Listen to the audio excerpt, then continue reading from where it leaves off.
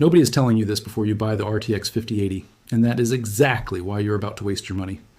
Right now, thousands of people are ordering this card, setting it up, running it stock, and walking away thinking they got a decent upgrade. They did not. They got maybe 10% better than what they already had. But here is what nobody is saying out loud. This exact same card, with 2 slider adjustments and 15 minutes of your time, turns into something completely different. Something that actually justifies the price tag. Something that should have been this good from the factory, but was not. I tested it, I pushed it, I crashed it on purpose to find the ceiling. And what I found on the other side of that ceiling is going to change how you think about this entire GPU generation. So before you click buy, watch this first. Let me start with the honest truth about this launch because it matters for context. The RTX 5000 series has been a disaster from the jump. The 5090 came out first, and yes, it is the fastest consumer GPU you can buy right now, but it costs an absolute fortune. You cannot find one anywhere. And even if you somehow get your hands on one, your CPU is going to choke it unless you are running a 9800X3D. That was strike one. Then the 5080 arrived, and everyone expected it to be the card that saved this generation. The sensible option. The one that made sense for most people. And then the benchmarks landed, and the generation-on-generation performance difference was sitting at 10 to 12% over the 4080. 10 to 12%. That is nothing. That is not a reason to spend this kind of money on a new GPU. Stock disappeared almost immediately, prices went sideways, and the whole launch left a genuinely bad taste in the mouth of anyone who was paying attention. So walking into today, that is where we stand. The 5080 needed to prove itself. And here's the thing, it actually just did, but not in the way NVIDIA intended. What I kept hearing from people who were actually digging into these cards beyond the surface level reviews was that the RTX 5080 is an incredible overclocker. Not incredible in the usual sense where you squeeze out 5 or 6% and pat yourself on the back. Incredible in the sense that people were reporting up to 25% performance uplift over stock 4080 just by pushing the card properly. That completely flips the conversation. If that number is real, then the 5080 stops being a disappointing 10% upgrade and starts being something worth talking about seriously. So today I am going to prove it or disprove it in front of you with real games, real benchmarks, real numbers, and no fluff. We also have the master version of the card here, so we are going to go through the unboxing, thermals, acoustics, and then get into every single benchmark, both stock and overclocked, so you can see exactly what the difference looks like. Let us get into it. The master version. First thing I want to say before we even get into the box is that you do not have to buy a pre-overclocked card, especially not at this tier. You are already paying a premium for the 5080 itself, and then the master version adds another significant chunk on top of that. And the value, honestly, is not there unless you really want the bigger cooler and the extra features. That said, there are a few things worth pointing out when you open the box. You get an extra case fan included, which is a nice touch. More importantly, you get a power adapter in the box. And I want you to pay attention to this because people assume all these cards come with the updated Founders Edition adapter, and they do not. NVIDIA did update the design on the Founders Edition. The pins are spaced a little further apart now, which reduces the risk of shorts, which was obviously a concern people had with the 12V HPWR connector on the previous generation. But the master version here comes with its own adapter, and it is not the same one. Know what you're getting before you plug anything in. The card itself is enormous. I genuinely cannot stress this enough. If you are coming from a 3080 or something in that era, and you have not looked up the physical dimensions of this thing, it is going to shock you when it arrives. Triple slot, very long, very heavy. The design has evolved a bit from the previous generation. The top of the card looks noticeably better than the 4090 Master, cleaner and more refined, but the overall silhouette is similar enough that you could easily mistake them at a glance. The backplate is metal, feels solid, feels premium. On the connectivity side, you have 3 DisplayPort 2, 1B and 1 HDMI 2. The 1B, which gives you 4K at 240 Hz without DSC, and 4K at 480 Hz with DSC. That is a proper spec sheet for a card at this price.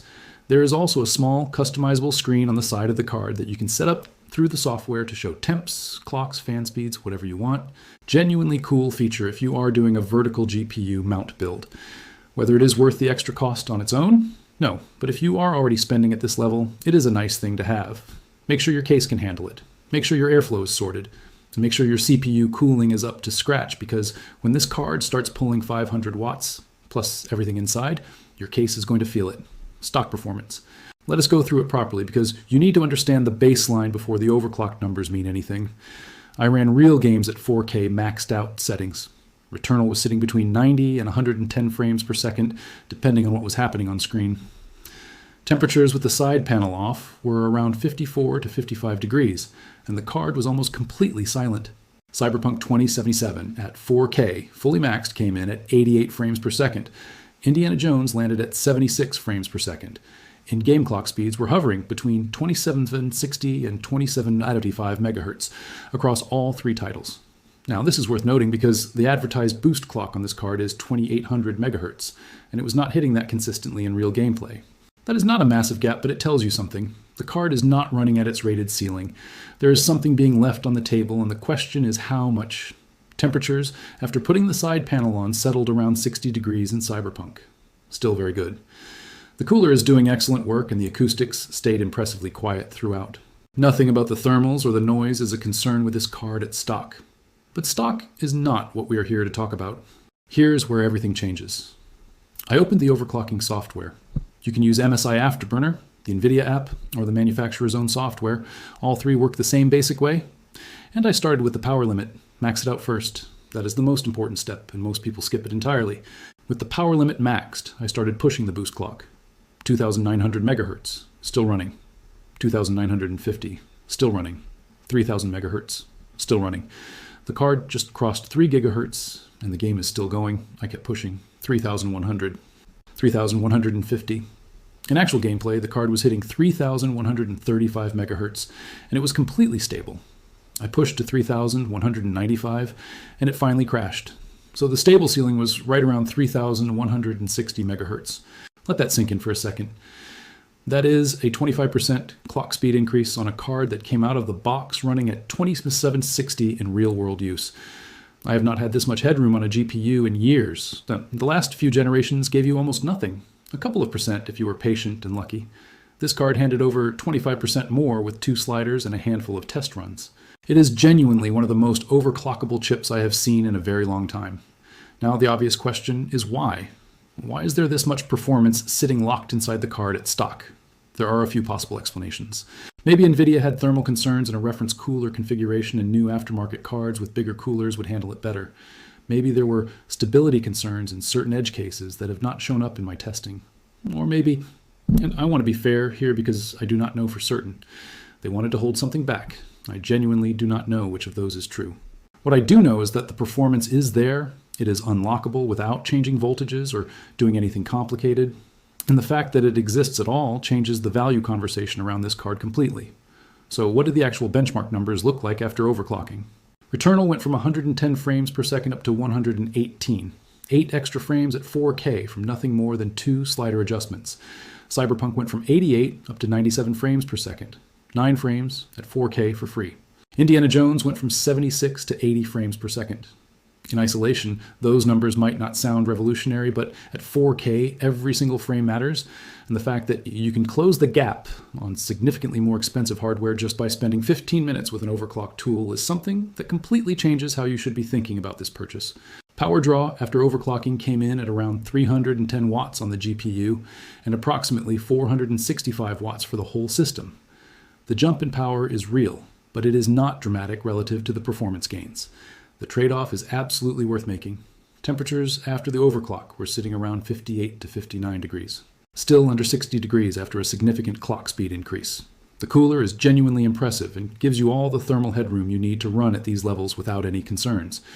Here is what all of this means for you as someone about to spend a serious amount of money on a graphics card. The RTX 5080 at stock is a hard card to recommend. 10 to 12% over the previous generation is not enough.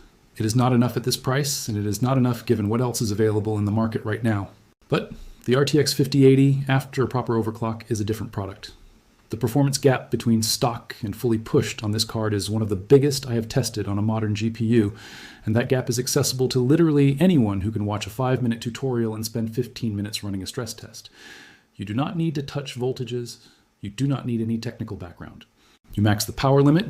You push the boost clock in 50 megahertz steps, you run a demanding game for 20 minutes at each step, and you dial back when it crashes. That is the entire process. What you get at the end of that process is a card that genuinely justifies its existence in a way the stock version does not. If you are buying the 5080 and you're willing to overclock it, buy it. If you are buying the 5080 and you want to run it completely stock forever, I would seriously think twice. The stock version of this card is a 10% upgrade. The overclocked version is a 25% upgrade. Same card, same box. Completely different product depending on what you are willing to do with it. That is the thing nobody told you before you bought it. Now you know. Smash the like button if this helped, get yourself subscribed, and check the description for current pricing on everything in this build. Watch this before you buy anything.